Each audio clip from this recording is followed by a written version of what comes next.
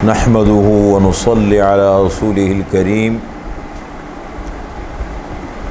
أما بعد فأعوذ بالله من الشيطان الرجيم بسم الله الرحمن الرحيم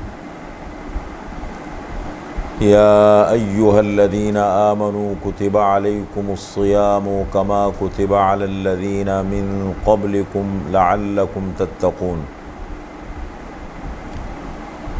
یا ایھا الذین آمنوا اے ایمان والو کتب علیکم الصیام فرض کیے گئے ہیں تم پر روزے کما کتب علی الذین من قبلکم جیسے کہ فرض کیے گئے تھے تم سے پہلے لوگوں پر لعلکم تتقون تاکہ تم متقی بن جاؤ، تاکہ تم پرہیزگار بن جاؤ، متقی بن جاؤ، تمہیں تقوی حاصل ہو۔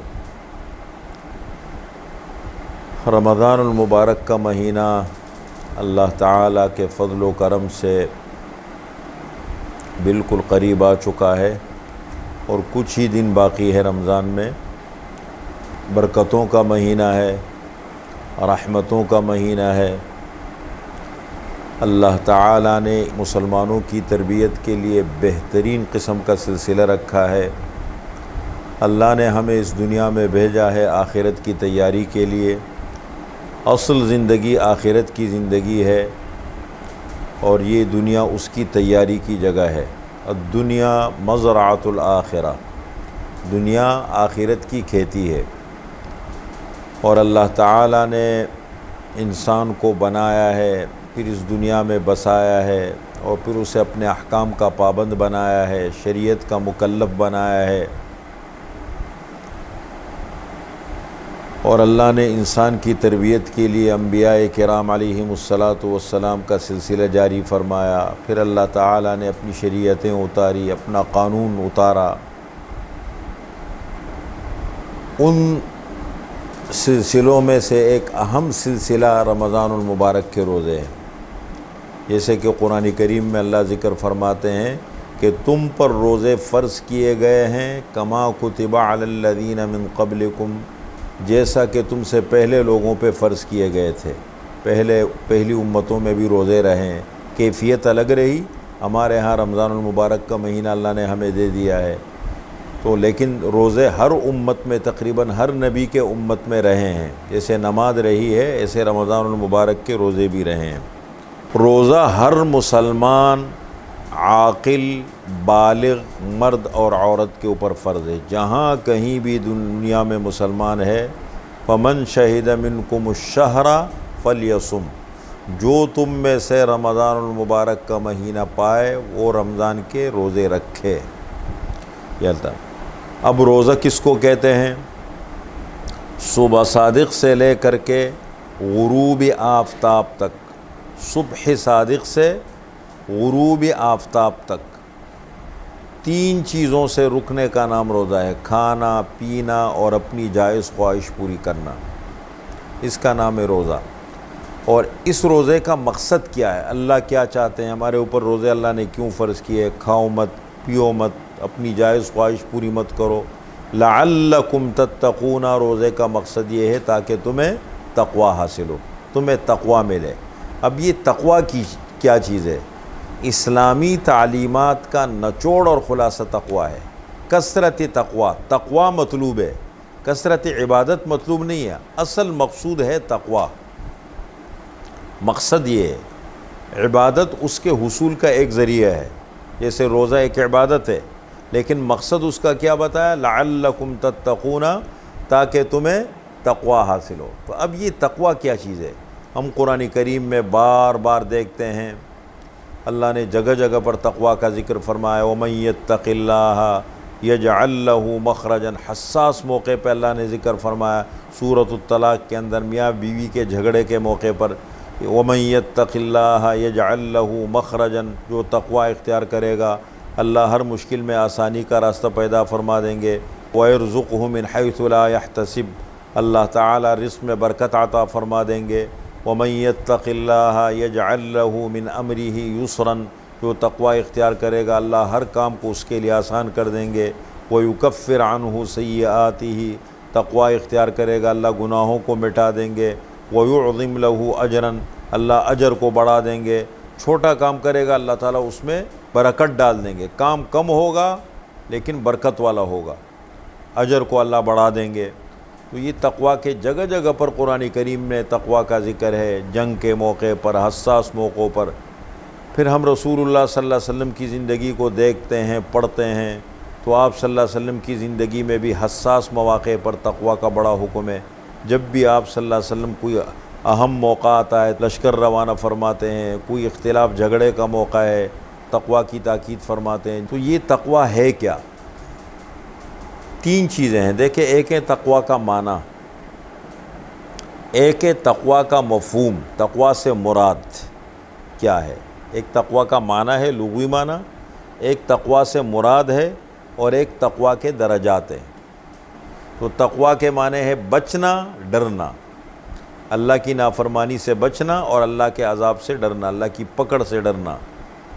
تقوی سے مراد کیا ہے؟ تقوی کا مفہوم، حضرت عمر رضی اللہ تعالی عنہ نے ایک موقع پر حضرت ابی بن کعب رضی اللہ تعالی عنہ سے پوچھا کہ ابی یہ بتاؤ، قرآن کریم میں جو تقوی کا بار بار ذکر آتا ہے، آپ صلی اللہ علیہ وسلم تقوی کی تاکید فرماتے تھے، تقوی سے کیا مراد ہے؟ حضرت ابی بن کعب کا شمار ان صحابہ میں ہوتا ہے اقرأہم ابی بن کعب، یعنی سب سے بڑے قاری، سب سے بڑے مفسر حضرت عبداللہ ابن مسعود ہیں، اور سب سے بڑے قاری ہیں حضرت ابی بن کعب۔ تو حضرت عمر نے ان سے سوال کیے کہ تقوی سے کیا مراد ہے؟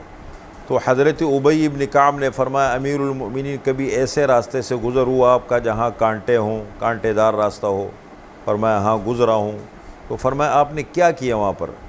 فرمایا شمرت واجتہدت، میں جب وہاں سے گزرا تو میں نے اپنے کپڑوں کو سمیٹا اور بڑی احتیاط کے ساتھ گزرا تاکہ میرا جسم اور میرے کپڑے کانٹوں میں نہ الجھے۔ تو حضرت ابی بن کعب نے فرمایا تقوی کا یہی معنی ہے، فذالک التقوی، یہی تقوی ہے۔ اس دنیا میں خواہشات کے کانٹے ہیں، اس دنیا میں شیطان ہے، نفس ہے، خواہشات ہیں، طرح طرح کی چیزیں ہیں، آزمائشیں ہیں، فتنے ہیں، یہ سب کانٹے ہیں۔ اور اس دنیا میں احتیاط کی زندگی گزارنا، سوچ سمجھ کے زندگی گزارنا، یہ تقوی ہے۔ اس لیے علماء کرام نے، مفسرین عظام نے تقوی سے کیا مراد لیا ہے؟ کف النفس عن الہوی، اپنی خواہشات پر کنٹرول، اپنی خواہشات کو کنٹرول کرنا، یہ ہے تقوی۔ بس اپنی جائز خواہش کو کنٹرول کرنا، یہ تقوی کا اعلیٰ مقام ہے۔ ناجائز خواہشات تو ویسے بھی منع ہے۔ جو انسان بڑا مقام حاصل کرے گا دین میں یا دنیا میں، جتنا اپنی خواہشات پہ کنٹرول رکھے گا اتنا بڑا مقام پائے گا۔ کف النفس عن الہوی، اپنی خواہشات پر کنٹرول۔ تقوی کے تین درجات ہیں، تین درجے ہیں، ادنا، اوسط، اعلیٰ۔ ادنا کم سے کم درجہ تقوی کا وہ کیا ہے کہ انسان کفر اور شرک سے بچے، کافر نہ بنے، مشرک نہ بنے، کفر نہ کرے، شرک نہ کرے، اس لیے کہ اس کے بغیر تو معافی کی گنجائش ہی نہیں ہے۔ تو کفر اور شرک سے بچے۔ اوسط درمیانہ درجہ یہ ہے کہ انسان کبائر سے بچے، بڑے گناہوں سے بچے۔ ان تجتنبوا کبائر ما تنہون عنہ نکفر عنکم سیئاتکم وندخلکم مدخلا کریما۔ اللہ تعالیٰ فرماتے ہیں کہ اگر تم بڑے گناہوں سے بچو گے، کبائر سے بچو گے، تو چھوٹے گناہ ہم تمہارے ویسے معاف کر دیں گے۔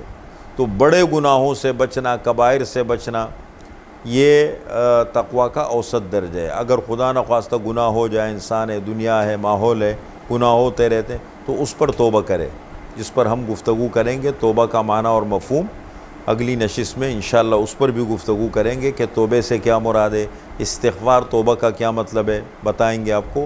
وہ اوسط درجہ کبائر سے بچنا، اور اعلیٰ درجہ تقوی کا یہ ہے، سب سے اعلیٰ درجہ یہ ہے کہ انسان مشتبہات سے بچے۔ مشتبہات، جو چیزیں شک اور شبہ میں ڈالے، فَمَنِ اتَّقَى الشُّبْهَاتِ فَقَدِ اسْتَبْرَأَ لِدِينِهِ وَعِرْضِهِ وَمَنْ وَقَعَ فِي الشُّبْهَاتِ وَقَعَ فِي الْحَرَامِ۔ جو مشتبہات سے بچا، جو چیزیں شک و شبے میں ڈالتی ہے، وہ اس نے اپنی عزت کو بھی محفوظ کر لیا، اپنے دین کو بھی محفوظ کر لیا، اور جو مشتبہ میں پڑا وہ ایک دن حرام میں پڑ جائے گا۔ تو مشتبہ چیزوں سے جو شک و شبے میں ڈالے، اور یہ جو تقویٰ کا اعلیٰ مقام ہے اس کو کہتے ہیں ورع، واو را عین، ورع، ورعن، ورعن یہ طاقت کہ انسان مشتبہ چیزوں سے بچے۔ دع ما یریبک الی ما لا یریبک، جو چیزیں شک میں ڈالے اس سے بچو، جب تک یقین نہ ہو، تسلی نہ ہو۔ یہ سب سے بڑا دین ہے، سب سے بڑی نعمت ہے۔ تو رمضان المبارک کا مہینہ آ رہا ہے، سب سے پہلی چیز ہم یہ ذہن میں رکھیں کہ اللہ ہماری تربیت چاہتے ہیں، اور تقویٰ رمضان المبارک کے روزے حصول تقویٰ میں اور انسان کی تربیت میں بڑا مؤثر کردار ادا کرتے ہیں۔ آپ صلی اللہ علیہ وسلم حدیث میں فرماتے ہیں نوجوانوں کو، یا معشر الشباب، اے نوجوانوں کی جماعت، من استطاع منکم الباءۃ فلیتزوج فإنہ اغض للبصر وأحسن للفرج ومن لم يستطع فعلیہ بالصوم فإنہ لہ وجاء۔ فرمایا اے نوجوانوں کی جماعت، جو تم میں سے نکاح کی طاقت رکھے اسے چاہیے وہ نکاح کرے، اس لیے کہ اس سے انسان کی آنکھوں کی اور انسان کی عزت کی حفاظت ہوتی ہے، اور جو تم میں سے نکاح کی طاقت نہ رکھے اسے چاہیے کہ روزے رکھیں، اس لیے کہ اس کے لیے ڈھال ہے۔ تو روزے بہت بڑی نعمت ہے اللہ تعالیٰ کی، ذہن بنا کے رکھیں، دل سے رکھیں، سوچ سمجھ کے رکھیں۔ وقت گزر جاتا ہے لیکن اگر ہم ذہن بنا کر کے محبت کے ساتھ، جیسے اللہ کے نبی رمضان المبارک کے روزوں کا استقبال فرماتے تھے اور دعا فرماتے تھے کہ اے اللہم مبارک لنا فی رجب و شعبان و بلغنا رمضان، اے اللہ ہمارے رجب اور شعبان کے مہینوں میں برکت نصیب فرما دے اور ہمیں رمضان تک پہنچا دے، اور پھر آپ اس کا استقبال فرماتے تھے، اور پھر آپ روزے جس اہتمام کے ساتھ رکھتے تھے۔ تو وقت گزر جاتا ہے، اگر ہم دل سے اور سوچ دماغ بنا کے رمضان المبارک کے روزے رکھیں گے تو ہماری بہت اچھی تربیت بھی ہوگی، اور ہمیں انشاءاللہ روحانی طور پر اور جسمانی طور پر بھی رمضان المبارک کے روزوں سے صوموا تصحوا، روزے رکھو صحت مند رہو گے۔ تو بہت بڑی نعمت ہے اللہ تعالیٰ کی، رمضان کا مہینہ بالکل قریب ہے، ہمیں اس کا بھرپور استقبال بھی کرنا چاہیے، اور ہمیں ذہن بنا کر کے اور جو مسنون اعمال ہے ان کا اہتمام کرنا چاہیے۔ جو مسنون اعمال ہے، اپنی عبادات اور اپنی سوچ سے زیادہ جو مسنون اعمال اللہ نے دیے ہیں ان کا اہتمام رکھیں۔ اللہ ہم سب کو اہتمام کے ساتھ رمضان المبارک کے روزے رکھنے کی توفیق عطا فرمائے۔ جزاکم اللہ۔